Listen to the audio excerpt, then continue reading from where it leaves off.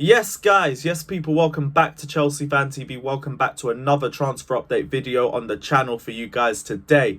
Plenty to get into in this video.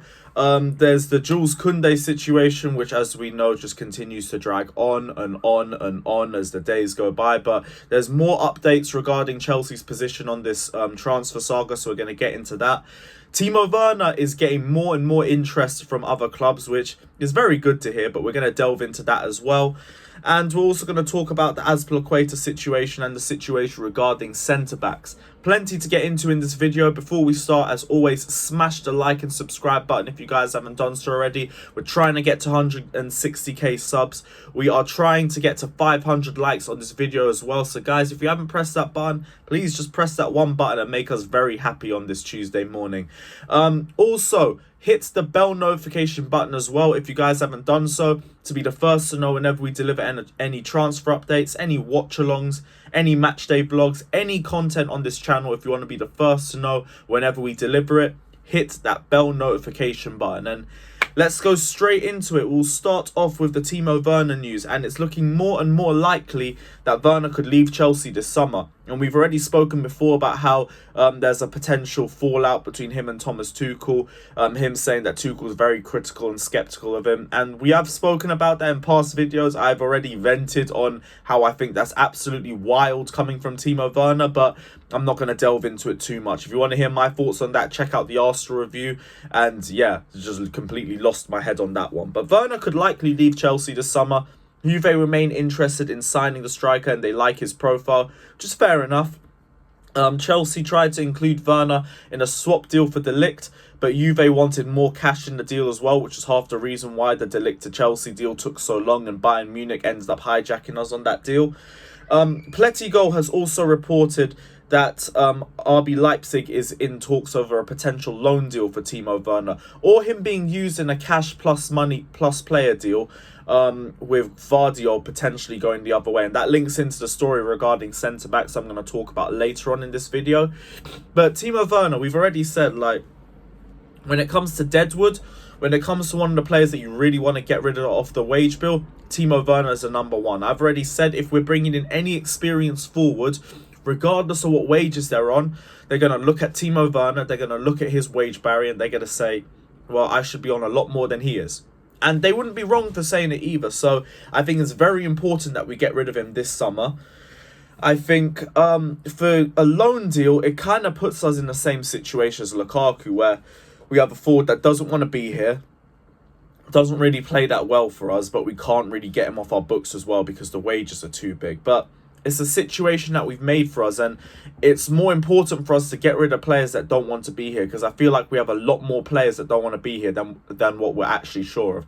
And that's not going to help dressing room morale. That's not going to help the mood in the dressing room either, and that's only going to translate itself onto the pitch as the games go by as well. Timo Werner didn't have a lot of game time last season, didn't shine when he was on the pitch either, so I don't want that sort of mentality to bleed into the dressing room either. Now, Juve are interested in him, and they said they like his profile. I don't expect us to get the money back that we spent on Werner. We spent 48 million on his arse. We're not getting that back.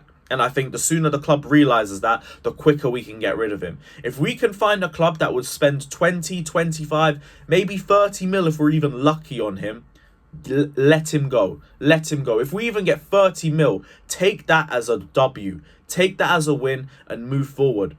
Because I don't see any other serious club paying that sort of cash for him. I've also heard links that Newcastle United are interested in him. At the very least, I could see Newcastle United potentially paying the wages for him, just based off how much cash they have. But even with that case, I don't think they pay the full 270k. Maybe they just pay something close to that amount. Again, like, just because you're rich doesn't mean you spend stupid money for the sake of spending stupid money. And that's what it would be with this Timo Werner situation.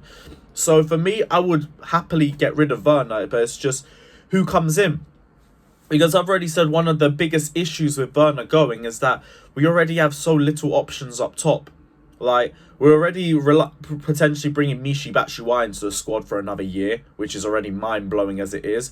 Our other two options are Havertz and Brozier, and Brozier's kicking up a fuss because he wants better wages. Ziyech wants to leave the club as well, and we have to try and facilitate that and then get another forward in.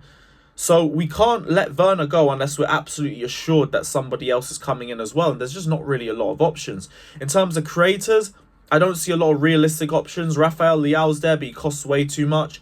Hazard is there potentially. I think Madrid would still want to sell him, but he wouldn't be a long-term option for us, especially with his recent injury record. I've said personally, I think Wilfried Zaha's a good option for us. He's got 1 year left on his contract at Crystal Palace. The guy's been itching for a top 6 move for years now. And I think he still comes into the club with a point to prove. Comes in, brings us creativity, brings us goals. He scored 14 league goals at a Crystal Palace side that has much worse players than we do. Even though they had a really good season, they still aren't the same quality of players that we have. So if you surround him with better players, maybe he overperforms even to the numbers that he performed with at Crystal Palace. So to me, I think Wilfried Zaha would be a good move for us. Up front, there's not really a lot of options either. Like Scamacca's going West Ham. Who else? Osimhen, I think, costs a bit too much. Ronaldo seems unlikely. Lewandowski's gone to Barcelona. Suarez on a free potentially, but that will be a short-term option for us as well. There isn't a lot of options out there. So, like, Werner, in my opinion, still has to go. But, like, you're not looking at the best of options out there. It's very limited. But we shouldn't really be picking and choosing either. We have the worst attack at the top 6 by a mile. By an absolute mile. So, to me, if any of those options are out there, any of those names that I've just listed, and we can go in for them, we should be going all out for them immediately. But let me know you guys' thoughts down in the comment section below on the Timo Werner situation. Let me know who you think he would go to and who you think we would replace him with. And we're going to move on into the Jules Kounde situation. And Chelsea are growing tired of waiting for the green light for Kounde. And they're now ready to explore other options if they don't get the green light today or tomorrow, which is what Fabrizio Romano has reported. And for me, I say Chelsea should move on. But, like, they shouldn't take their offer off the table. Because the fact of the matter is, Barcelona cannot afford what we're offering. Sevilla's holding us up because they want us to pay his full release clause. And I get it from Sevilla's point, but we don't have to. We have no reason to do it. There is no one else who's trying to get Kounde except Barcelona. Barcelona can't afford him. And what they're doing is they're just trying to long out this entire saga in the hope that Chelsea just walk away from the deal out of frustration and they get a free run at Kounde.